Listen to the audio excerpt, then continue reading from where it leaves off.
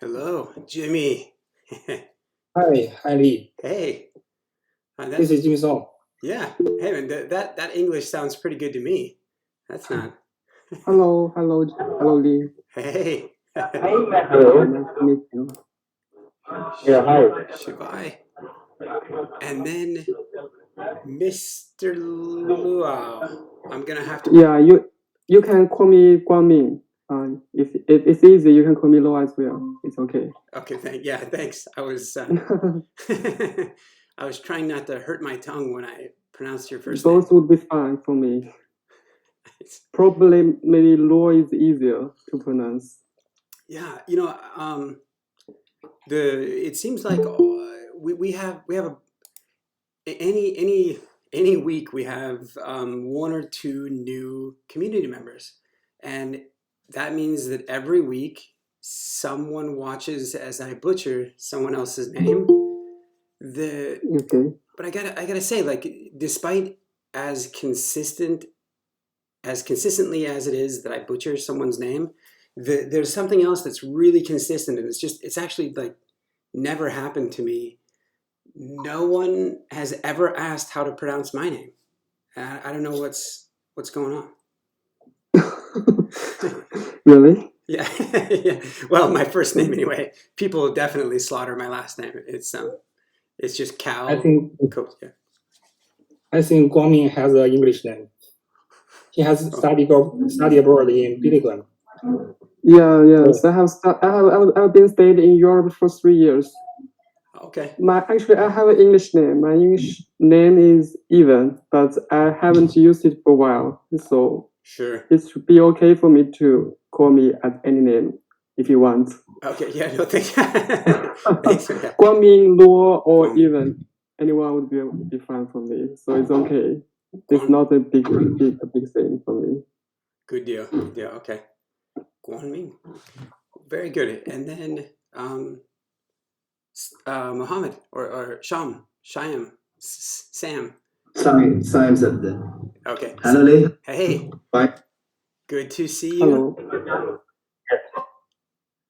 I'm Shibai. And Shivai is here with us as well. I was just butchering,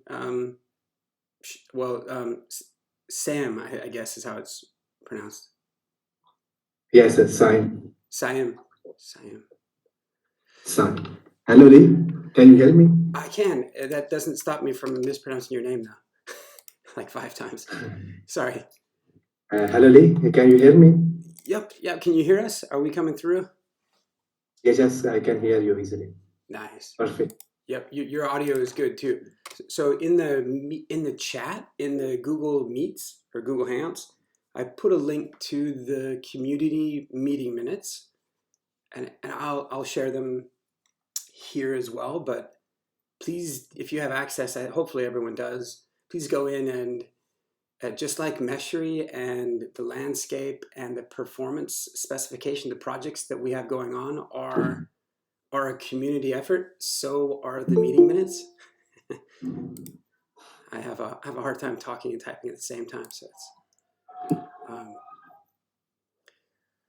okay. Good. So yeah, try out the link in the chat. See if you can get into the meeting minutes. If you can't, we'll get it fixed.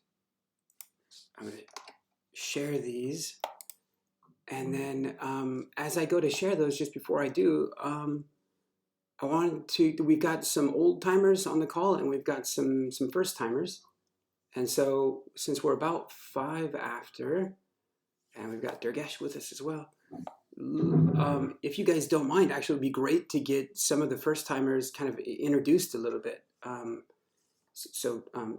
Siam, actually, since your video is up, do you want to say hi and introduce to the community?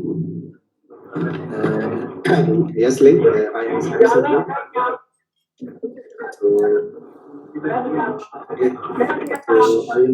I'm a DevOps engineer. So recently I'm working on Docker, and right now I'm starting with using the service mesh. So really like the idea of what's happening inside. Hello. Yep, we can hear you. Really like actually I started my career from as a development. So when I started development, I am using ASP.NET Core, ASP.NET Angular, and then in the database type of SQL Server. Then eventually I have to the DevOps world. So where I have configured some kind of the role of link the clouds and some kind of the inconsistency between different environments. We have a local environment, dev environment, production environment. So these inconsistencies in mind. So I have a challenge that how to consistently configure different infrastructure, different environments there. For that, I have started using Docker. So I have really liked the idea how Docker it consistently contribute different environments in a consistent way. So I have my machine working in a local environment, and when I move that for my code to the next version, so there's a different overheads coming out there. So I really like the idea of that. So when I'm working with Docker, so there's a we are using the terminology microservices at high scales. So then eventually I moved to the Kubernetes landscape. That how Kubernetes move with tons of containers out there. So when I start using Kubernetes in a production environment, but then there's a limitation over there in the microservices, but how different services even to discover each other. So then I start using the a solution. One of the solutions that I really like about that is called a service mesh. How this service mesh can isolate, discover services, configure, handle configuration, DLS, mutual DLS, these kind of things. When you start working on when I start working on the service mesh, then I think there's a tons of service mesh out there in the world. So which one to use? Some has uh, the high infrastructure cost over there. Some have low, but that's low cost comes out with the low features involved. So which one to use, which one to write. I recently working writing blog posts and dev community with Istio. That's I using these days. Istio. So that's I have a series out there managing apps on Kubernetes with Istio. I am really just write 3 articles out there, and I expand this to even 3 more or 4 more. So, but these what kind of features is to provide to us as an end user, as an infrastructure engineer, as a DevOps engineer. This is a small intro of mine. Yeah, no. You've compelled me to share a slide that you might find value in. That kind of describes that journey. So maybe one other question real quick before we move over to the other guys. Did you organize a local meetup, or I got the sense that maybe you did, or like Yeah, a yes. oh, Lee, I am. We have a community over there in that's my in my area, and that community is called it Code Movement Pakistan.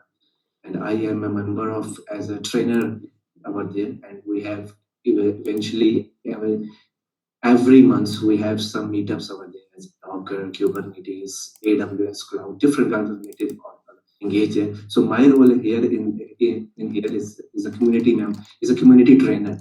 Kind of I train the communities about different technologies out there. So eventually I am busy in that kind of scenario.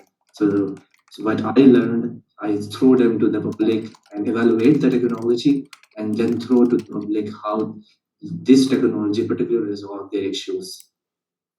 nice. Oh, very good. I'm tickled that you're here. This is great. This is good.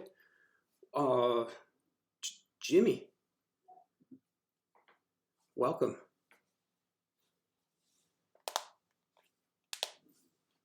I'm gonna put you on the spot, Jimmy, in case you are still there and your mute button is nearby.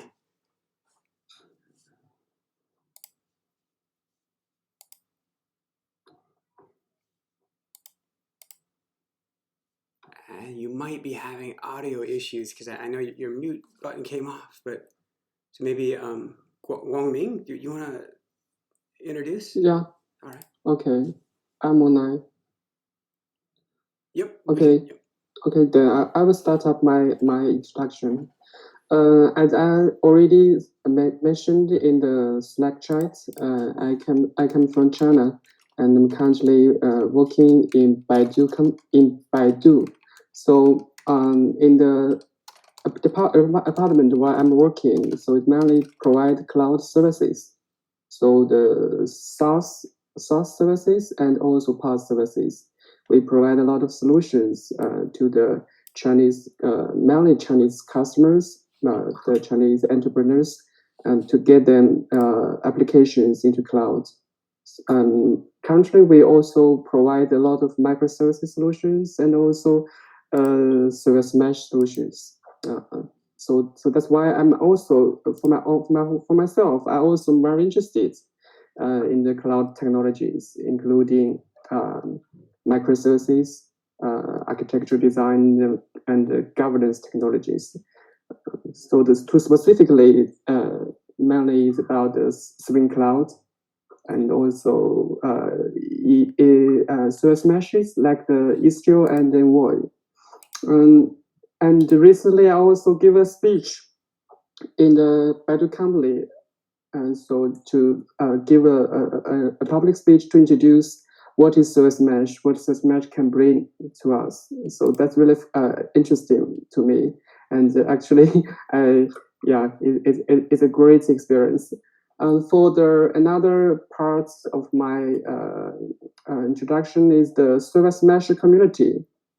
It is the biggest service mesh community in China, actually. And so we have arranged a lot of meetups, and also we have a lot of online stuff like blogs, and we also contribute to the Istio Chinese documentation. Yeah, maybe Jimmy can give more introduction to this because Jimmy is the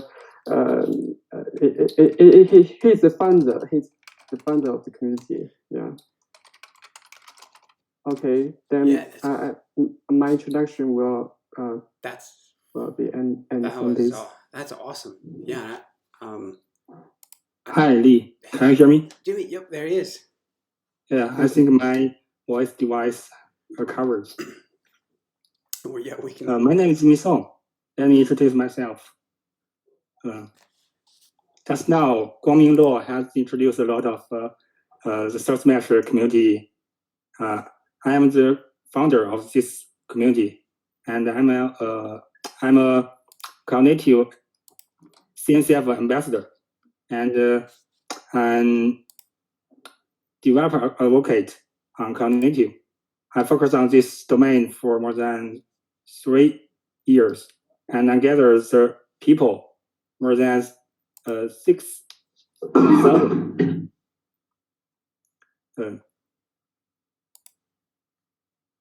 I don't have much to say. Yeah, no. I'll come back to you. Actually, little known fact about Jimmy. There are many facts about Jimmy. Yeah, you can visit my blog, jimmysong.io. I actually do recommend that the people that are on this call, you will find Jimmy's blog interesting and highly relevant. You may or may not need a translator because Jimmy is clearly bilingual and translates things back and forth. As a matter of fact, I think Jimmy, the Service Mesher community is sort of the official translation or like translators for all of the Istio documentation.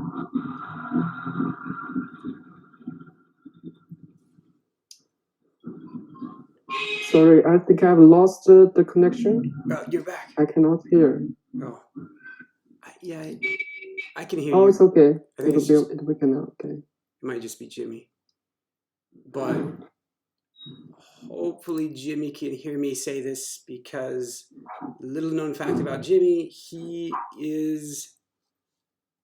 Well, I have a hard time remembering, but he may or may not be the first contributor to the Layer 5 community about, I don't know, a year and something ago.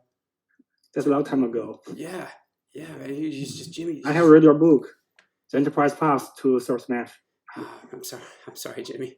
I'm sorry, man. No. The O'Reilly just asked this week to sign up again to renew the book, renew the material. So yeah, there's a lot that's changed since it came out. Yes. Yeah, There's a lot. Yeah, and that's a fact that I won't be telling my wife, actually, because last time that I tried to get a book out the door, I nearly lost my wedding band, which is to say that she nearly took it off my finger. I think. I like your jacket. Oh, hey, With yeah, the logo, layer 5. Yeah, no, This is my you guys have got my some T-shirt. Sofa stack, open sourced by Unfinancial. That's right. I know you guys have got some fantastic service mesher stickers that I've seen. Those are. Yes, we have the stickers and the band. Oh, no kidding. Oh, okay. You guys have got some, and like Source Mesher. Yeah, that's pretty awesome.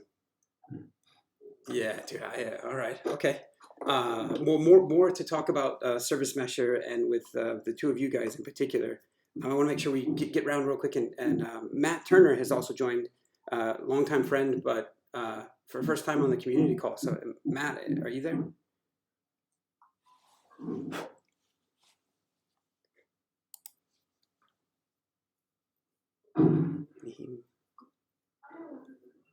And then Mr. Turner, you might be on mute. Or you are. Okay. He will circle back. He was audio problems. No problem. Very good. Okay.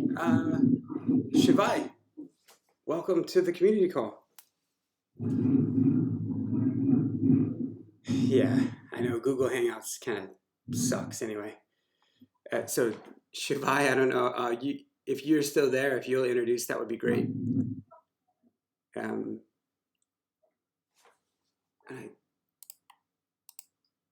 don't think that I have to unmute you.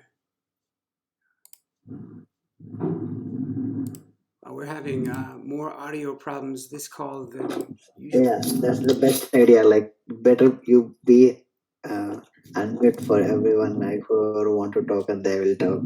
They'll unmute it and mute it. Yeah. That might maybe. Totally. Okay, all right, fair enough. Well, so Shivai is having audio challenges. So is Matt. Those guys will jump in when they get those fixed. Let me share the meeting minutes. And let's see if we can talk about a few things.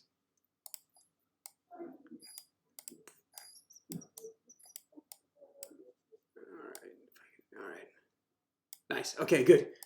Good. So, hey, I'm stoked that we've got any number of new folks today.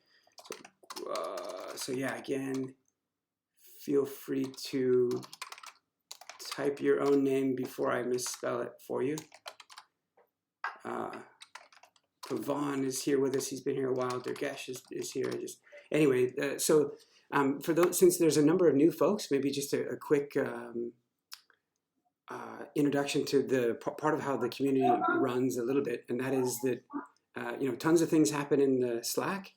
We end up meeting twice a week, so once on Wednesdays, and the Wednesday call ends up being was originally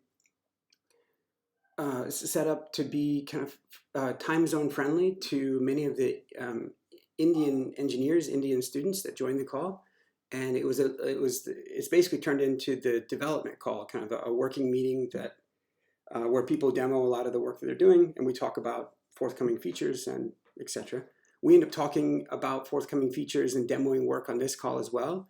The biggest difference between the Wednesday call and the Friday call is that on today's call, it's a broader invitation, and everyone's welcome to join the Wednesday call, by the way, but it's a broader invitation on Friday, and we end up talking about some things just in general. So like actually hearing about Service Mesher and the activities there and stuff, that's a fantastic topic actually to have.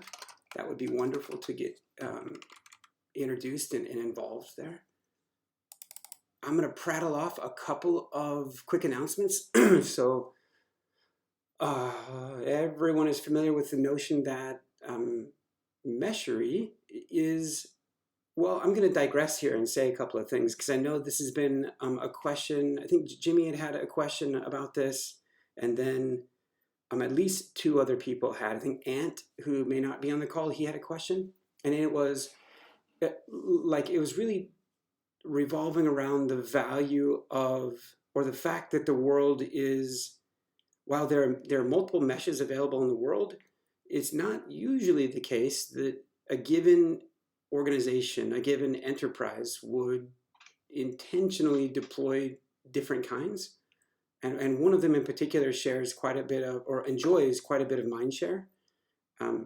It is the case that every now and again you'll have multiple service meshes in the same environment.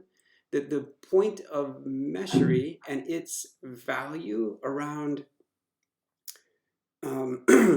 managing, interfacing with, and managing more service meshes than any other product or project in the world, actually. The point of that, the initial point is because right now, and for a number of years to come, people have this adoption question. They're trying to figure out which mesh to adopt. And we had gone around teaching, giving a lot of workshops. People asked that question every single time, which one should I use? And they had a hard time getting started with a couple of them. And some of them are easy to get started with, some of them aren't. And so Meshery's initial focus was to help answer that question. It was also to help answer the question about overhead and the cost of running a mesh, the weighing the value of what you're getting versus the overhead of what you're paying. And so Meshery was kind of aimed at those initial two use cases, and it's expanded into providing you best practices around configuration. It'll analyze your Istio config right now and give you look at it, give you against a set of about 10 best practices, tell you if you're doing it wrong. There's a massively long roadmap for Meshery, which is to my point that there's the core value of Meshery managing multiple meshes is probably to facilitate adoption and help people compare and contrast. It is the case that there will be a few enterprises out there that will ultimately enjoy maybe using a single pane of management, a single management plane to manage multiple, or maybe to manage a multi-cluster, a homogeneous multi-cluster deployment. So same type of mesh, just different regions, different. But much more than that, what Meshery, the value that it should be providing long term, has much more to do with the functionality that it provides around either the service mesh specific service performance management, or the configuration management, or the sample apps that are deployed, or there's a roadmap for a lot more things. When those things are developed, that they're developed more or less service mesh agnostic. There are a few things that need to be service mesh specific, but I guess anyway, Jimmy and others had asked this question recently, like, hey, is it really multi-mesh everywhere? Like how popular is the network service mesh or these other ones? And so I just wanted to clarify, help clarify. I don't know if anybody has any comments on that. Maybe I have some words to share. Yeah. Can you hear? Yep. Okay. Well, I think in China we have the same question there. A lot of people who also contact me from the community, that they ask that which service mesh to choose, and how do they know, or how do they use it from the beginning. So it is quite a common issue, I think, around the world. It would be nice to provide a platform that to help the users or entrepreneurs to have the choices to switch between different implementations of service mesh. That would be fine. Yeah, I think it is an amazing idea. Yeah. You are Lee, preaching. can I? Yep, go ahead. Can I talk to this point? Yeah, please.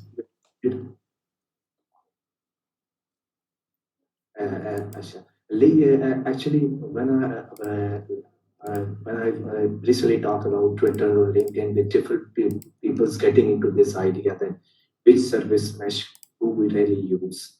So it's kind of the idea in which app you are using and how much infrastructure cost you should have in plan. So when I particularly talk about the Istio, so Istio is great. They have done the canary deployments, blue green deployments, and other issues. It can easily.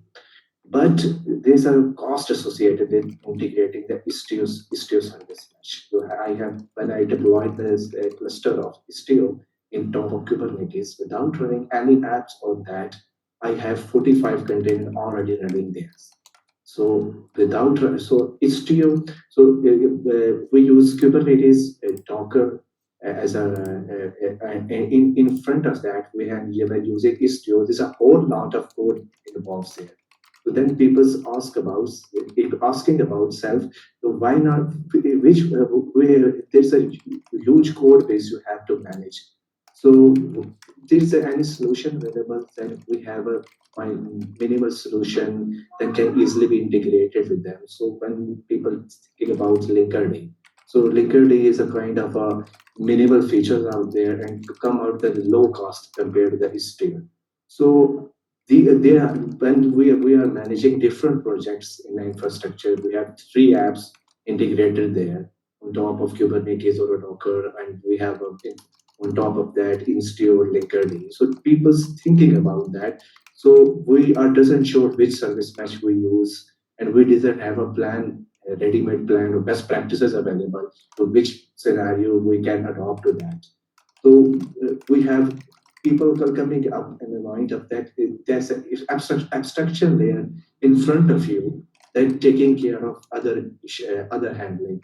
So rather than you just hard coded the configurations or of the implementation there, you have switched to the abstraction, and then later on you have to use the use case which suitcase for you.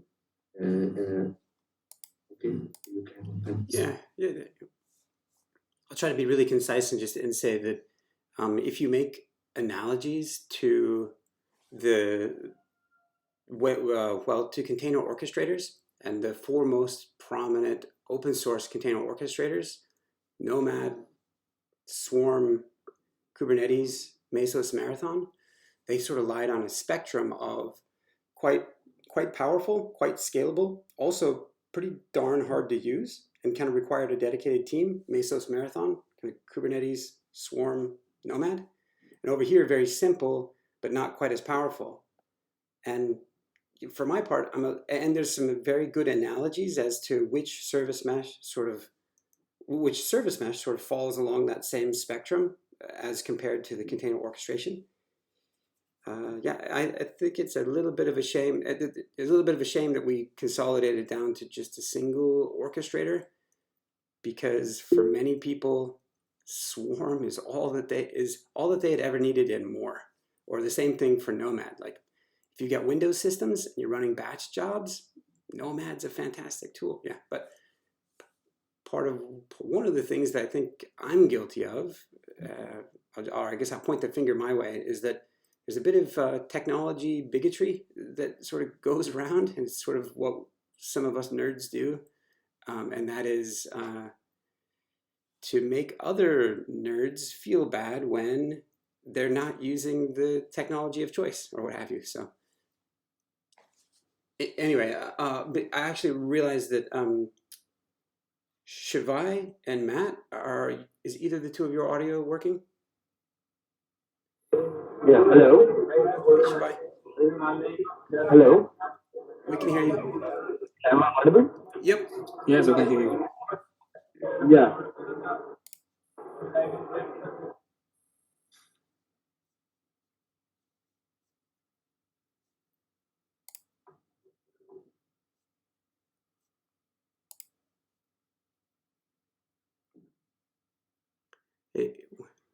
We may or may not have luck with Shivai today, but Mr. Turner. I think I'm working as well. Can you hear me? Yeah, there you are. There you go. It was a permission. Hey everyone, I'm Matt Turner. I'm based out of London in the UK. I'm a big fan of service meshes. I've been using Istio since 0.1. I know Lee. I've worked with Zach and with Nick Jackson and with Daniel Bryant and some other people in the service mesh community. So I find it a really interesting space, very cool tech, and I wanted to come along and see what you're up to at Level 5. Yeah, hi, I'm Shivai Lamba.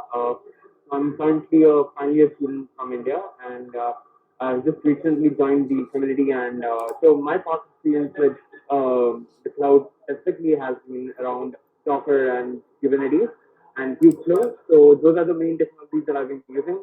Apart from this, I've mainly done work in for development in software machine learning and web development. And I've also been contributing to a lot of open source, and I'm really excited to be a part of ServiceNet because the kind of work that we're trying to do to basically bring the entire microservices cloud into one structure and then providing better efficiency in that. So I'm really interested in working with this kind of a setup.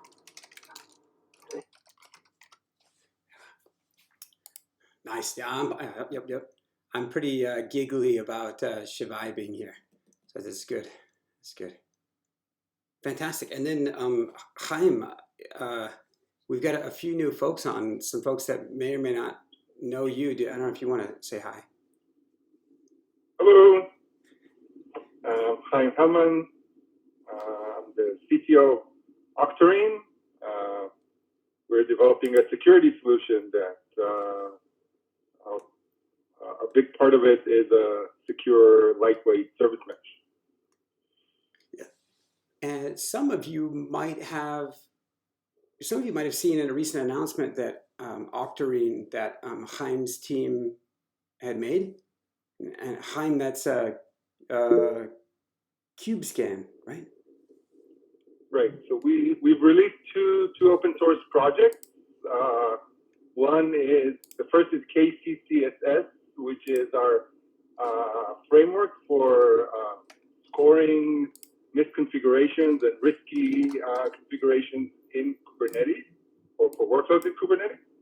And then KubeScan is a tool that relies on KCCSS to security audit and provide a risk assessment for workloads in Kubernetes.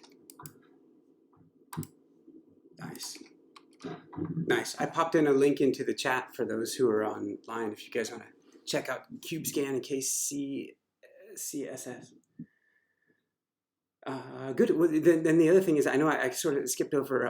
I feel like we were just going to introduce the new folks, but since about half the people on the call are new, it's like, we're fortunate that we've got two Meshery maintainers on the call as well. So Chaim is one of those. Chaim had written the Octarine adapter, the Meshery adapter for Octarine, and Diraj, who's on the call, did the one for Citrix. So Diraj, you want to introduce? Hi, Lee. Good to see you. Yeah. Yeah, and pretty awesome people here are there. I mean, I'm really impressed by our Jimmy and all, looking at their profile and all those things. Awesome people here. As you already mentioned, right? I actually wrote an adapter, Meshery adapter for this CPX Citrix service mesh, and so I mean, it's good right now. It is in beta, and it gave me nice chance to look through our nice code and all those things, and work with a good bunch of people here. I'm based out of Bangalore, India, and after a long time, actually, I joined. Almost after 2 months, I joined call today. Yeah. So, no, don't be a stranger. Don't. Yeah. No. Yes. I've been busy working, traveling, and all those things, working on some other stuff. So was just busy in that. Sure. Contracting the coronavirus, spreading it around. I get it. You gotta. Yeah. No, yeah. Actually, that's kind of probably a distasteful joke to be made, because here I am sitting like a little hermit in my house, and then not realizing that some of you guys might know people who are affected. So that's I didn't mean to be insensitive. If that's, does anybody know anyone that's ill?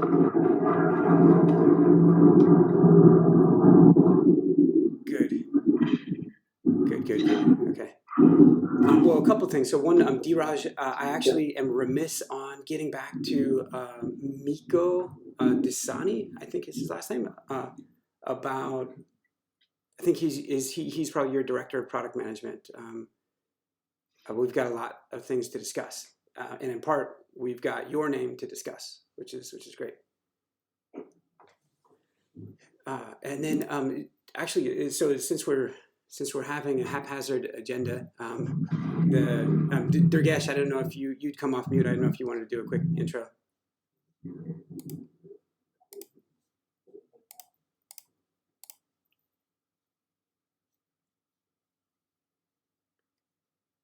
But I will say this, in general, we actually do talk about things other than just introductions.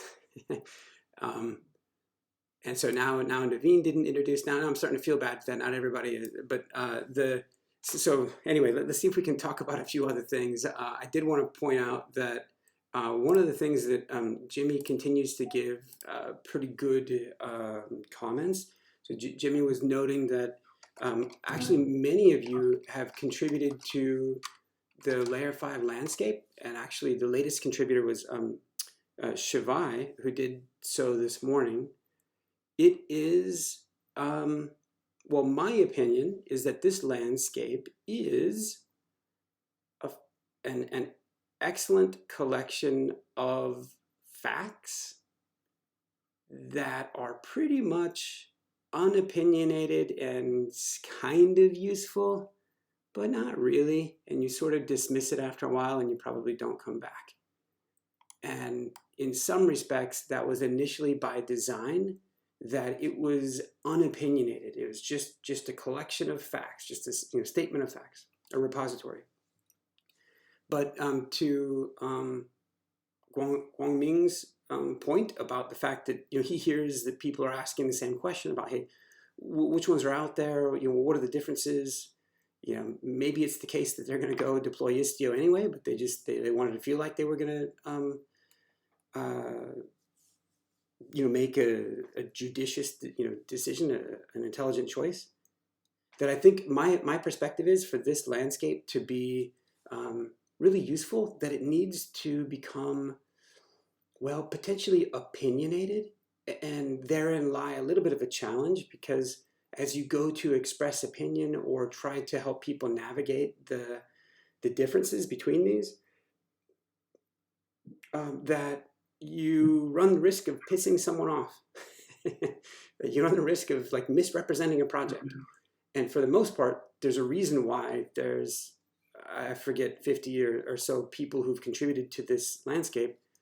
The biggest reason is because we really try to get the maintainers of those projects or of those products to update and represent, for they themselves to represent what the product is capable of, so that we're not making an arse out of ourselves and out of them. There's a contributor in the community. He's not on the call today. His name's Rafi. He has put together, I had requested that he put together a series of spectrums. And I don't have it handy in front of me to show each of you. So I'll try to take it's an unmerged branch that has some opinions, and it has some guides. It says things like, if you're a network engineer and you're looking at what service mesh might call to you, you might want to look at network service mesh, because it's its own beast. It's sort of, the creators of it. I actually had, or they're here in town actually, friends of mine, and they'll tell you hey, it's not a service mesh, or it's the service mesh's service mesh. It's a lower level service mesh. So anyway, my point is to Jimmy's point, I do think that this is only nominally helpful as it is right now, and that hopefully we can provide a lot more value in the landscape while only ruffling as few feathers as possible.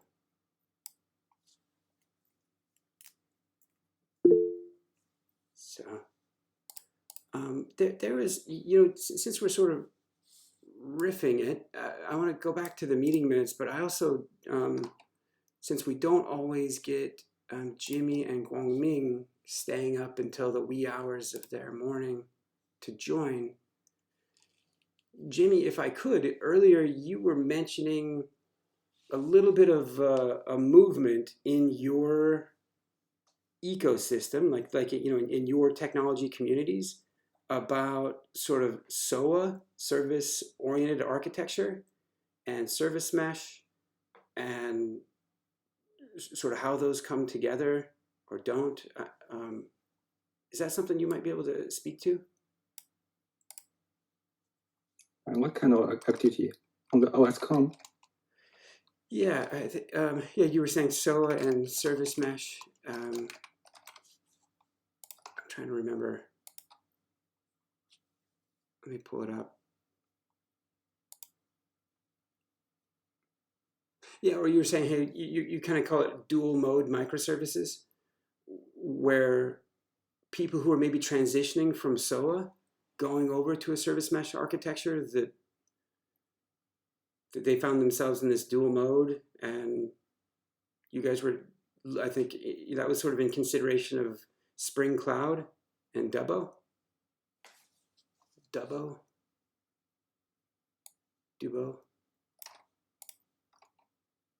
D-U-B-B-D-O-B-B-O. Yeah, it is called double. So you are pronouncing quite right. Okay.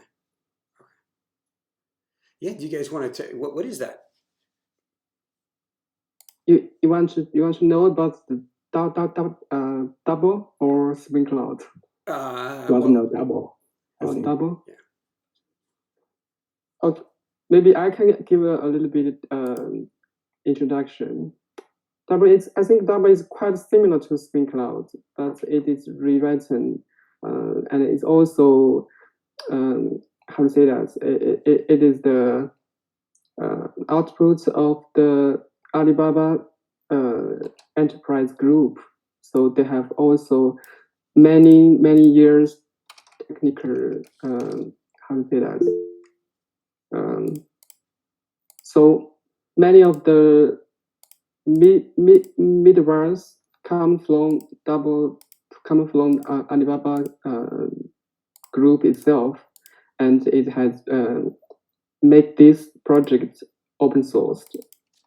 Well, yeah. Usually we compare double with Spring Cloud, and they provide almost the same functionalities, and it is intrusive. So Spring Cloud and double, actually they are the different kind of skills compared to service mesh. Yeah, interesting. Do you guys find that that's actually a point of interest of mine?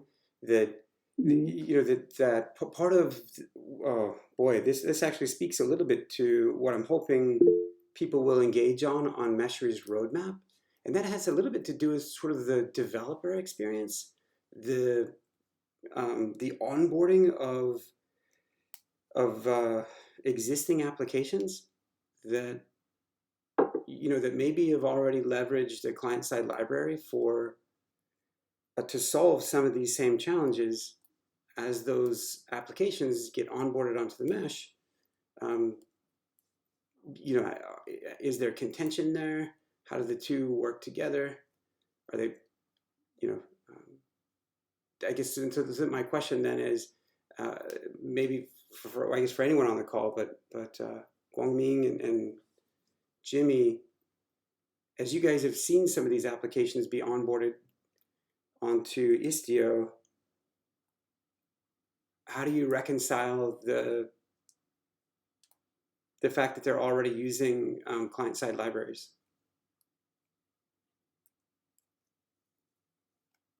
Can you specify your questions again? I think I didn't get your idea. Yeah. So sort of the one of the arguably like a predecessor to service mesh was that was potentially something like a Hystrix or a GoKit, or I'm lesser familiar, but maybe Spring Boot, wherein Okay. Mhm. yeah. And then if you have an existing app that has leveraged those libraries, and people have written into basically into their application logic the notion that they would do a retry or what have you, and then they go to on.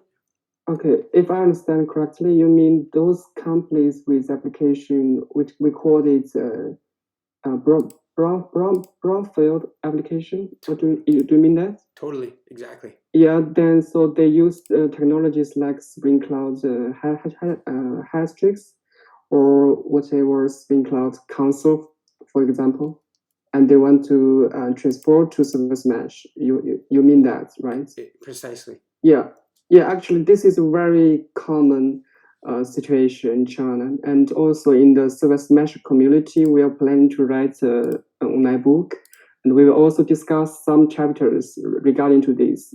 So we will guide how tell the readers how to actually transform from Spring Cloud to Service Mesh, or to have them at the same time. So we both have Service Mesh and Spring Cloud applications, for example. And how do they communicate? How do services communicate with each other?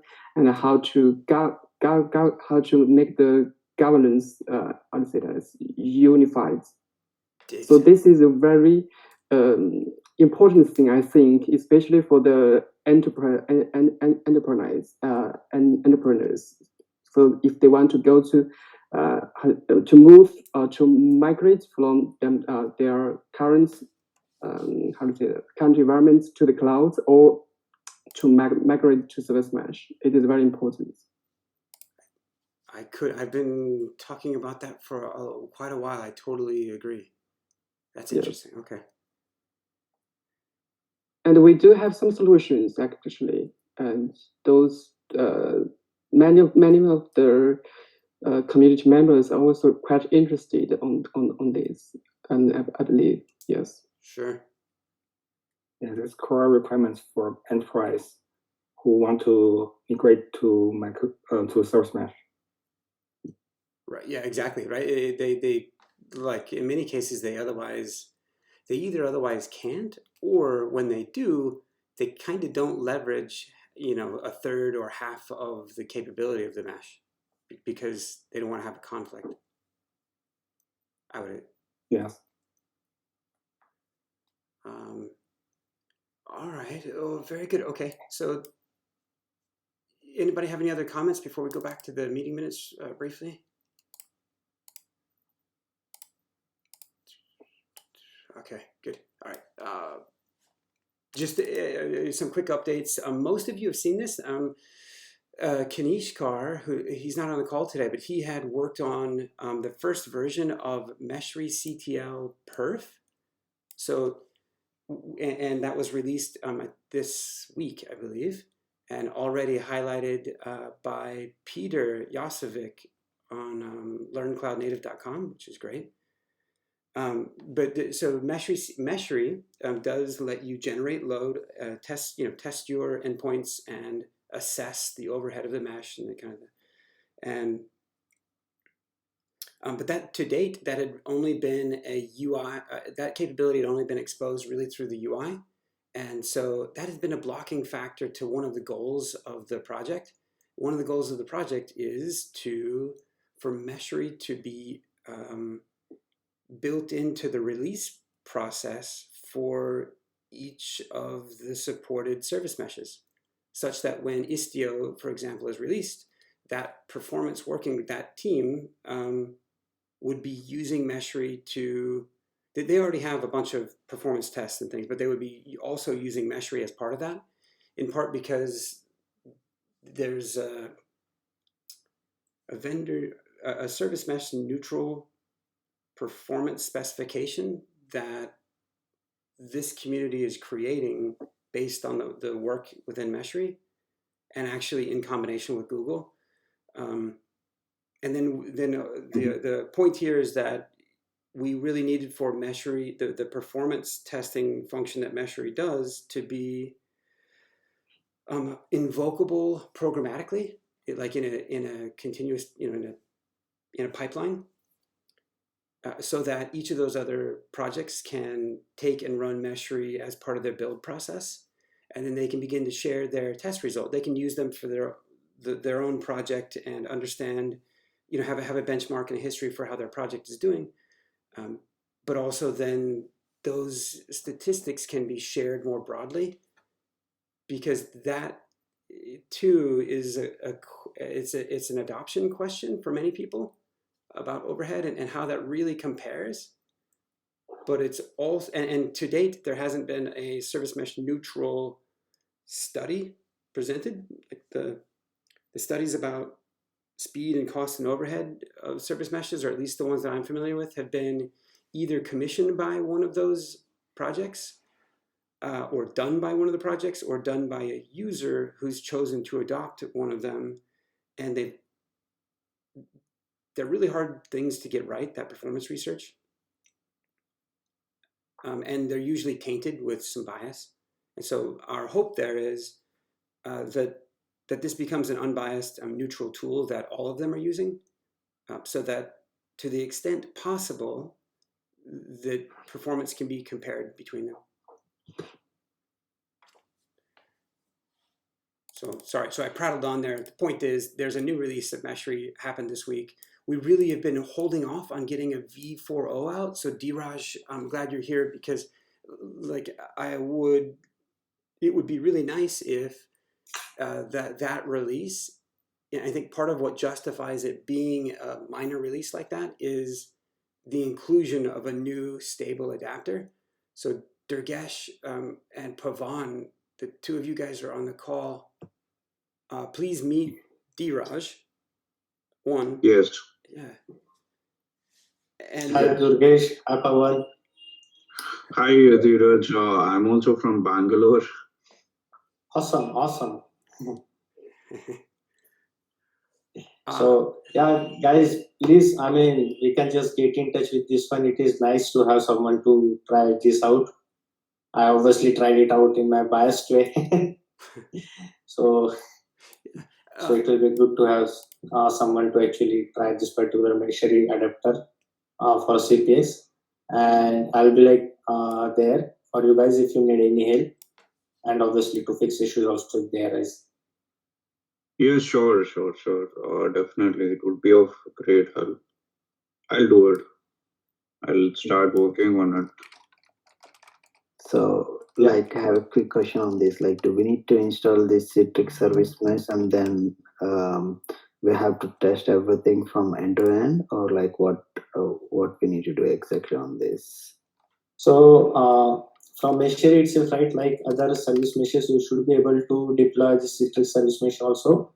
And yeah, there are it is primarily based on the, it will look and feel very much like the Istio's adapter only. So you will be probably finding the deployment options of the applications very similar to the Istio itself.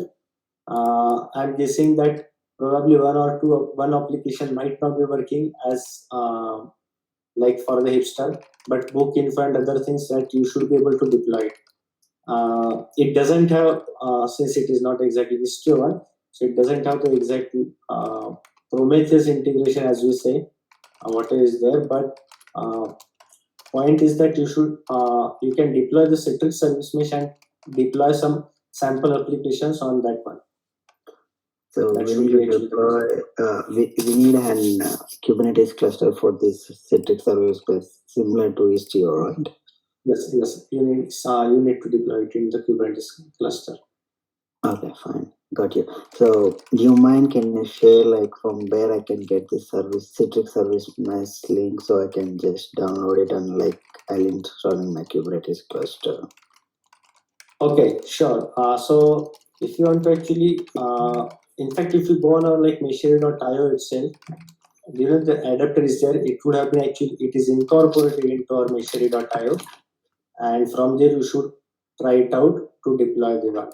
Okay, fine, sure. Thank you. definitely I'll do that. And if I have any doubts, definitely I'll bug you. Yeah, please, Yeah, please. and then I'll do some kind of testing on my. Like, is there any requirement exactly? Like, do we need to test it in specific environments, or like AWS, EKS, or AKS, or GKS, or local Kubernetes? Like, any specific. Local Kubernetes. I think local Kubernetes should be fine. Right? Is that enough, right? So. Yeah. Okay, fine. Makes sense. Thank you. Yeah. Thanks. Thank you, sir. Nice. Very good. Well, we are at the top of the hour. Any topics that we missed? Anything that anyone wanted to bring up before we wrap up?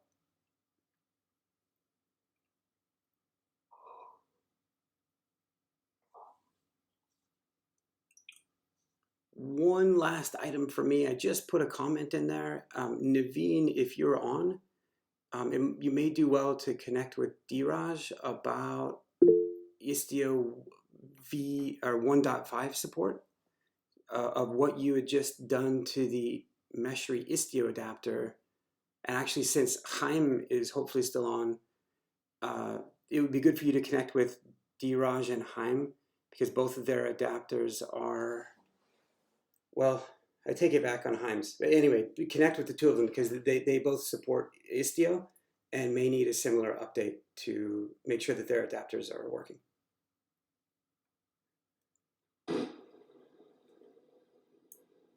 So just a word here, Dheeraj here.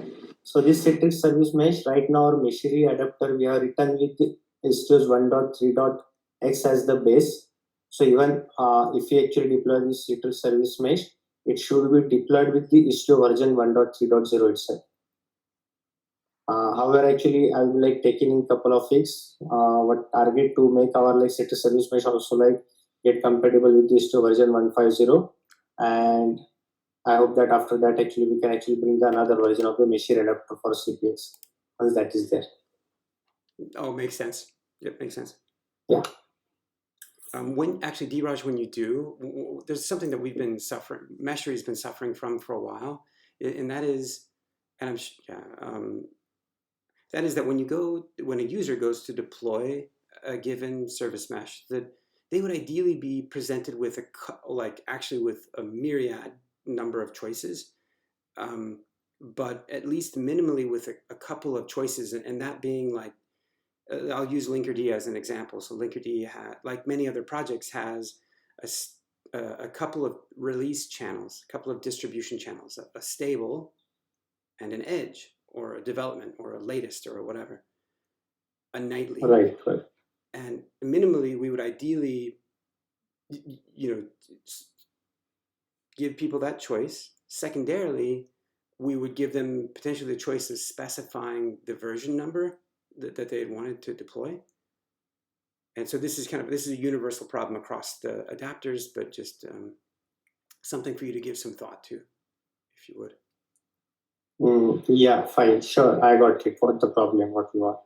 Basically, you want to enable users to deploy the service mesh of their choice of their version, of their choice of version also. Right, correct. Actually, given the HashiCorp partnership that was formalized earlier this week, part of that partnership is to hopefully get a console engineer spending some time here as well, and and that's on their to-do list, in part because the console adapter has almost a year-old version of console in it. And so when people use Meshery to go figure out which mesh they want to deploy, console is not well represented in the project. So very good. Yeah. Well, we're over time, so thanks everyone for coming. Same time next week. There's a few of you that I want to catch up with if I can, if you guys have time. But other than that, it's fantastic to see everybody. Thank you. Okay. Bye. Thank you. Yeah, bye. Thank you, everyone. Bye-bye. Thank you, everyone. Have a great weekend. Bye, guys.